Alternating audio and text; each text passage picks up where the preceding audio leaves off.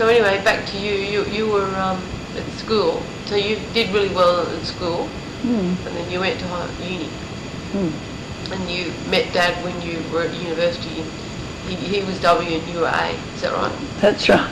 No, he was A. Oh, yeah, he was A. You were W. Yeah, because then all the students had to sit in marked places, and all the women were first. So I was the end of the women, and then the boys came next. They started. And how many people were in the lecture theatre, and what lecture theatre was that in? Was that in physics or? That was physics and maths. Maths.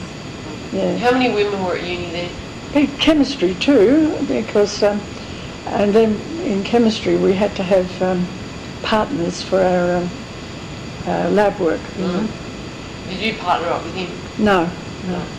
Mum, how many women were at uni compared to men when you were there?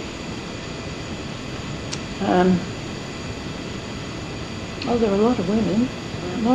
Not many in upper maths though. I was in the honours maths class. I was the only woman, and in about 11 people in the upper maths class. And out of those 11, Granger Morris ended up a maths professor up at Newcastle. Did he? And Ron ended up a professor. Yeah.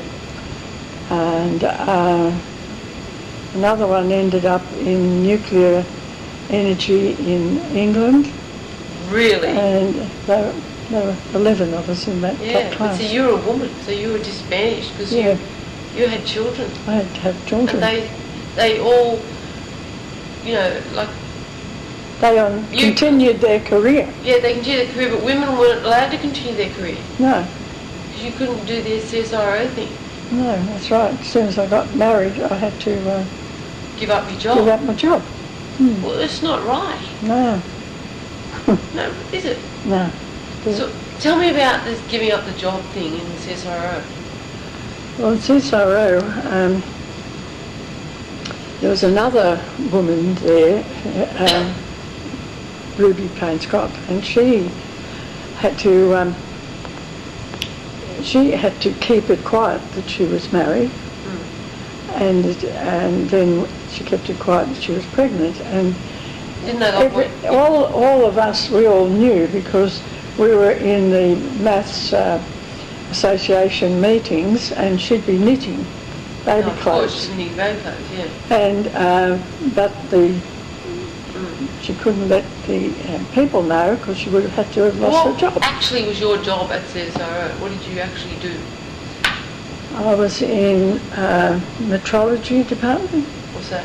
Measurement. Measurement, that's right, yeah. And during the war we had very big jobs there because we had to measure accurately all the gauges, they're called gauges, that are used in munitions to measure the size and diameters and lengths of equipment for the war, really.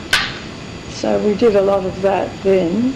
And what specific equipment for the war was it? Like the weapons? Well, I don't know what it was. It could have been cars and trucks and everything, it was just gauges. What sort of gauges though? All sorts of gauges. They had to measure gears, and special gears had a profile, a very curved profile, and we had to take those gauges that they sent us for checking, and we had to verify that they were accurate to the specifications.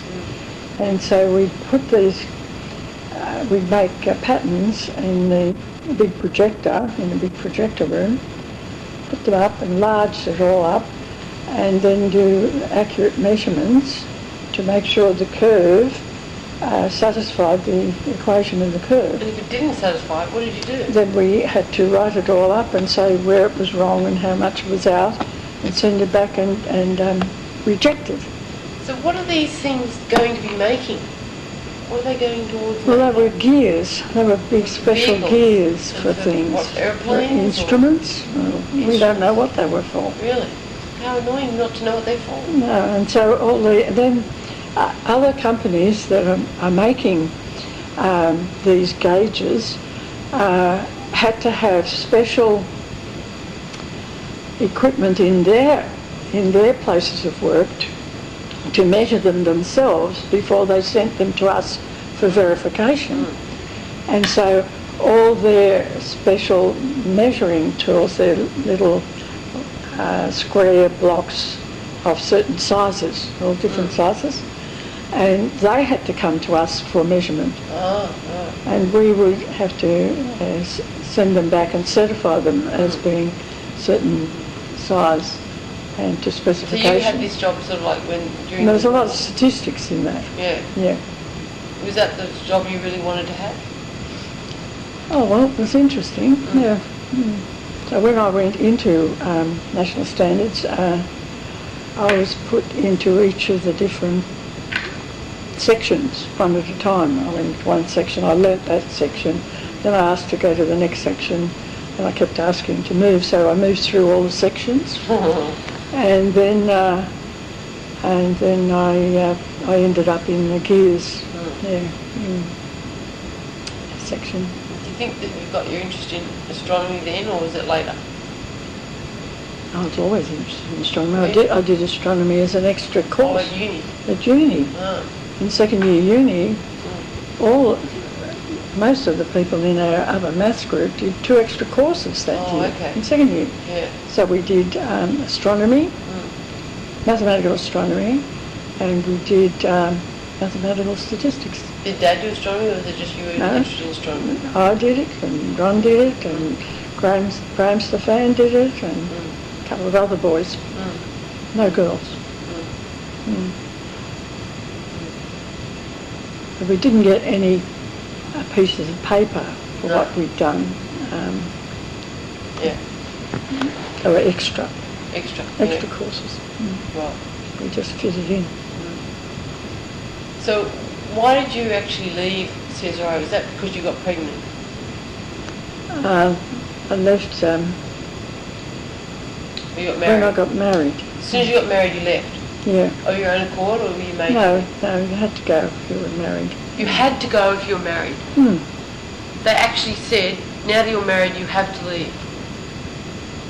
Yeah, pretty sure. So you left? Asked me. Weren't you upset about that?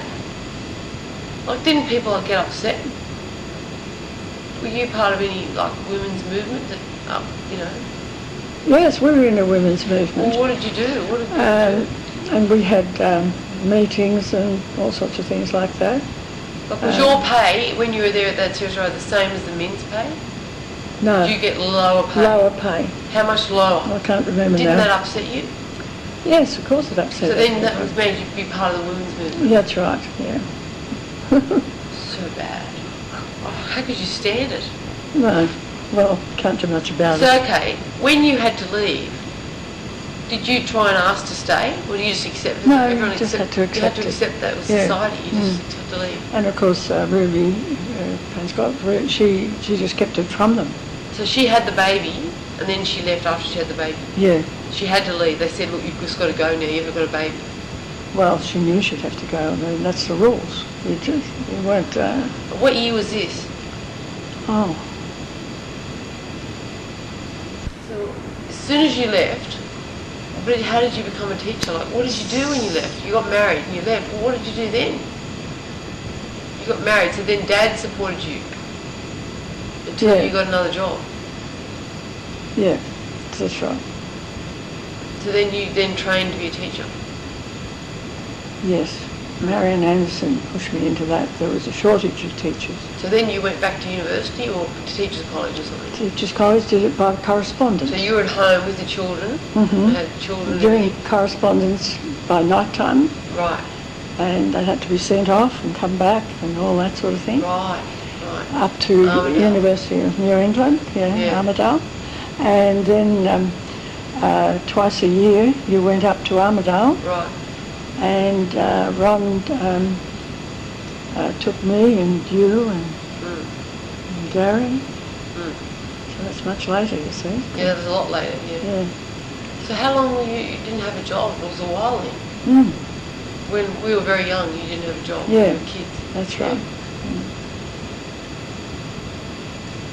So you couldn't get back into uni or anything, you know, you just couldn't. No, because you got your degree and everything. Yeah. But after you got your degree, you had the job, CSIRO, but then you just couldn't get back into it. No. No. So that was unfortunate. So I was really terribly upset when I left CSIRO because I really loved it. I can't believe you had to leave because you got married. I can't believe that happened. Seriously. No. I can't believe people didn't get more upset, there was more... Well, women were pretty downtrodden in those No. days. They weren't expected to go to work. No. And then, in fact, it was the reverse, really. If you kept on working, you were sort of looked down on by men because Really? men thought that you were taking their jobs. So there was an awful lot about that. Because all the men would be up in arms for these women going... Really? Yeah, getting jobs and taking their jobs. I can't believe it. I can't believe it. It's so bad. Really, it was very bad, wasn't it? Yeah. To have to struggle through that. Really. It's terrible. So, I can't believe but it. of course, Ron didn't believe that. No, he didn't believe no. So, Did some of the men try and help with the protests, like in the women's movement? No, Really? No, So you didn't they're have only men on women. your side helping you? no. But I mean, the could have been that I didn't know about. No, you didn't know something. Because I didn't know all of But all the men that you knew only the didn't, section that I was in. but all the men that you knew at that time then didn't go into the women's things and help you protest about the, No, that would have been very peculiar to have that done. Really? No, So they didn't protest about the unfairness of it all? No, they didn't think it was unfair. Wow! Oh, no, they didn't really. They thought these women, these upstarts. Really? Yeah. So, Well- when you eventually got equal pay for equal work, that must have been, like, fantastic. I can't remember when that happened, but we'll have to look that No, up. I can't remember when that happened. I don't think that had happened by the Not time for I a long left. time. No, it wouldn't have, no. So, Okay, so then we get back to, we've got to go back to when you were at uni. So when you were at uni, you got involved in all this communist stuff and that, didn't you? no, No, I socialism. wasn't involved in it. Claire was though. Claire was. Did you meet Claire at uni? No. No, okay. Not until Well, who I were was the... working for Well, you had national meetings. standards. I remember you telling me you had meetings. You all went to these meetings and talked about politics and stuff. No, I didn't do the politics. Dad did that. Dad did the politics. Ah, okay. I was at meetings with science. Science meetings. That's right. No, Meetings. science meetings. Yeah. What were they about? Oh, we'd go there and people would give talks on different things. Mm-hmm. And I even gave a talk once in first year. And I regretted it afterwards because Why? I didn't really know a great deal at that stage. Ah. I got a lot of criticism. Did you? What was the talk on? I can't remember now. Whatever it was, You didn't like it? I thought I knew more than I did. So, They put you down. So, was it difficult It wasn't too bad. going through uni when you didn't have any money? No, because we didn't have any money, I wouldn't let anybody take me out and pay for me. So if the boy took me out, I wouldn't let him pay. I paid. You paid. Ron took me out, I paid. Yes. I paid for myself. You were very independent then. 'Cause I was it's not very normal independent. Then. Yes, That's good, Mum. very independent. So I didn't want to be, No. I used to get very annoyed with Ron because he'd be very possessive. He put flowers on your desk. That's right, very possessive. That was in exams. Exams. How embarrassing. No, That's so embarrassing. so embarrassed. I was so embarrassed. I can't I believe, was so annoyed with him. I can't believe you did that. Because everyone would see the flowers on the And it desk. was a possession thing. Yeah.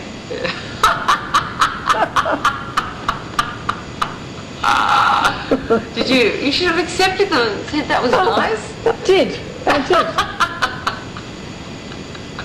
Okay, where do you go out when you're at uni? Where do you go? Do you went to dances? We went Ice dancing. skating? Every weekend we'd go. All our group would all go as a group. So we'd go to the dances at the local hall. It used to be called the local hall, you know, council hall or something. Yeah. This was at Burwood. Oh, Burwood, right, community hall or something. Community hall. And we'd go, they'd have big dances on there, and so we'd all go. And of course we didn't have cars or anything, so we all walked.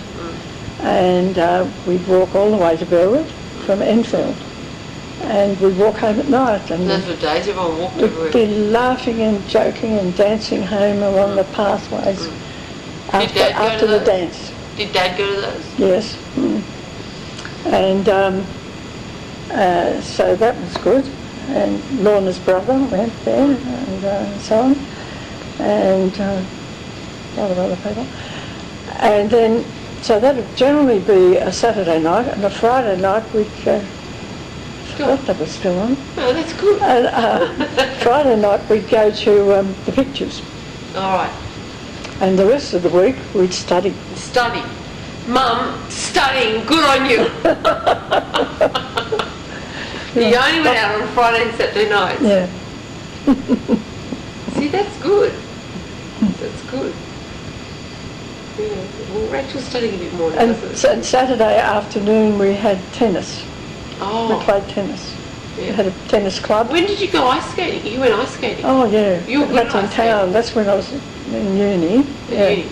At uni, Ron and I went ice skating. Did he go ice skating? I didn't Oh think he yeah, went we ice both learnt together. skating. Oh, did you? Yeah. Oh. It was a bit of togetherness, wasn't I it? wonder if the ice skating still's there now.